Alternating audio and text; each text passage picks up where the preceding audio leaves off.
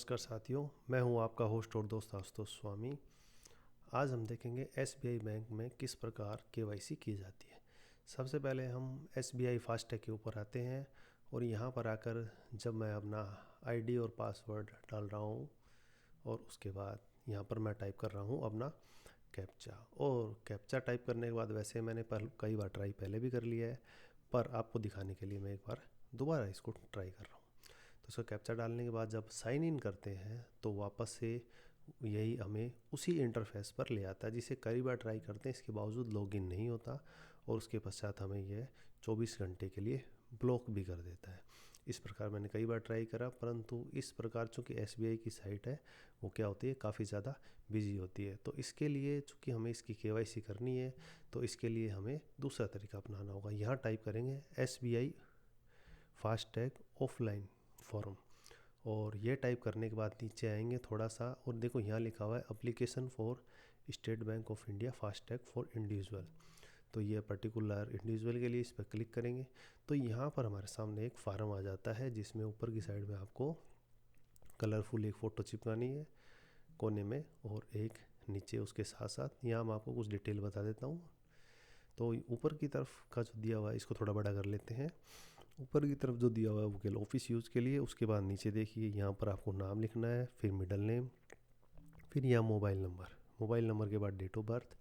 उसके देखो ये मोबाइल नंबर है, फिर ये एड्रेस है। एड्रेस भरने के बाद आप देख सकते हैं यहाँ पर आपको अपना पिन नंबर भी डालना है। फॉर्म की पर्सनल डिटेल यहाँ पर फिर वही नाम आईडी के अनुसार डालना है, फिर मिडल नेम, फिर उसके बाद यहाँ पर आपको फादर नेम डालना है और फादर नेम डालने के बाद यहाँ पर मदर नेम डालना है। फिर यहाँ पर आपको डेट ऑफ बर्थ दी गई है DDMMYY, यानी डेट मंथ और ईयर। फिर यहाँ जेंडर पर क्लिक करना है, आप मेल है या फीमेल है, अनमेरिड है या मैरिड है, इंडियन है या अदर कंट्री से है। फिर ये आपके रेजिडेंशियल है, फॉरेन से आए हैं, पेरेंट्स आपके इंडिया में रहते हैं, उस प्रकार की डिटेल है। ऑक्यूपेशन क्या है आपका, आपकी सर्विस क्या है, गवर्नमेंट है प्राइवेट है, उस प्रकार के आपके यहाँ ऑप्शन दिए गए हैं, इन पे आपको क्लिक करना है। इसके पश्चात नीचे स्पेसिफाई करना है कि आप टैक्स का प्रोसेस करते हैं आउटसाइड इंडिया। अगर आउटसाइड से हैं तो यहाँ पर यस करना है, वरना आपको यहाँ पर नो करना है। गौर से आप देख सकते हैं, अगर यस है तो फिर आपको यहाँ पर नीचे की डिटेल भरनी है। और इसके पश्चात हाँ ये कुछ डिटेल दी गई है। और इसके पश्चात हम यहाँ पर देखते हैं तो यहाँ पर प्रूफ ऑफ आइडेंटिटी आपको यहाँ दिया गया है। यहाँ पर आपको वहाँ पर पासपोर्ट नंबर भरना है और यहाँ पर देखिए वोटर आईडी दी गई है, वोटर आईडी भर सकते हैं आप। पैन कार्ड की डिटेल है वो भरनी है। ड्राइविंग लाइसेंस हो गई आपके पास, उसकी आपको यहाँ पर डिटेल कब वो एक्सपायर हो रहा है उसके बारे में। फिर यहाँ नीचे आधार कार्ड है, आधार कार्ड का नंबर भरना है। नरेगा का जॉब कार्ड है तो आप उसके भी यहाँ पर नंबर भर सकते हैं। इसके बाद अगर आपके पास कोई अदर आइडेंटिटी प्रूफ हो गवर्नमेंट की तरफ से तो उसकी भी यहाँ पर आपको डिटेल शो करनी है। फिर नीचे देखिए यहाँ पर आपको दिया गया है इसके बाद प्रूफ ऑफ एड्रेस। तो एड्रेस के प्रूफ है, उसमें रेजिडेंशियल है, बिजनेस है, स्पेसिफाइड है, जिसमें आप passport, driving licence, Aadhaar card, voter ID, NREGA card या अदर कोई भी हो वो यहाँ पर आप मेंशन कर सकते हैं। फिर अपन आते हैं, इसके बाद इसको छोड़ देते हैं।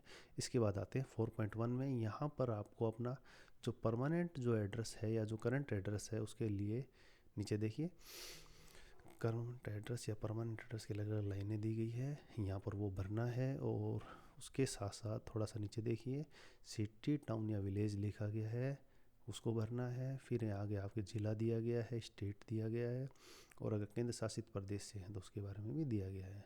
इसके बाद आपका कॉरेस्पॉन्डेंस एड्रेस है, अगर वो सेम है तो यहाँ पर ऊपर देखिए 4.1 दिया गया है, यहाँ पर आप चाहे तो इस 4.1 के सामने क्लिक कर सकते हैं। और डिफरेंट है, अगर डिफरेंट है तो अगर एड्रेस को आप नीचे भर दीजिए।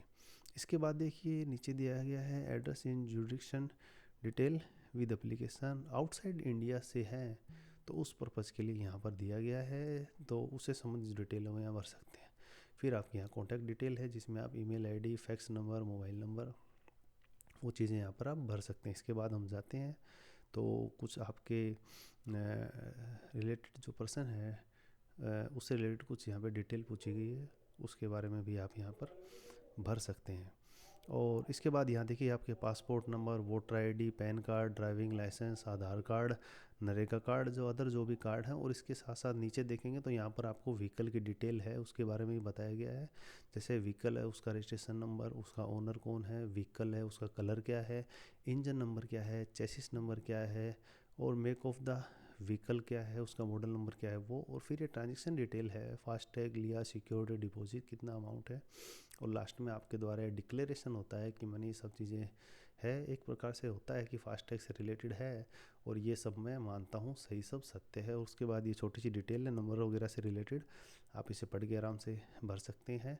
और इसके भरने के पश्चात नीचे यहाँ जो आपका सिग्नेचर या थंब इम्प्रेशन दिया गया है उस पर क्लिक करके डेट और प्लेस वो यहाँ पर भर सकते हैं। इस प्रकार अगर आप देखते हैं तो मैंने आपको फार्म की लगभग डिटेल बता दी है, चूँकि साइट ज़्यादातर बिजी रहती है, इसलिए इस ऑफलाइन फॉर्म को आप अपने इन डॉक्यूमेंट्स के साथ जमा करके अपनी केवाईसी समय पर पूरा कर सकते हैं।